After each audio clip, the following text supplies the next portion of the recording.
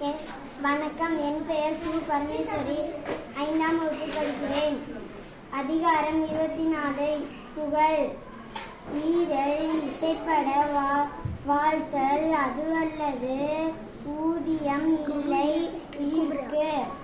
உரைப்பார் உரைப்பை எல்லாம் இறப்போர்க்கொன்று ஈவார் மேல் நிற்கும் புகழ். ஒன்றா உலகத்து உயர்ந்த புகழால் போன்றாது நிற்பதொன்று இல். நிலவரை நீள்புகழ் ஆற்றின் புலவரை போற்றாது புத்தேல் உலகு. நத்தம் போல் கேடும் உளதாகும் சாக்காடும்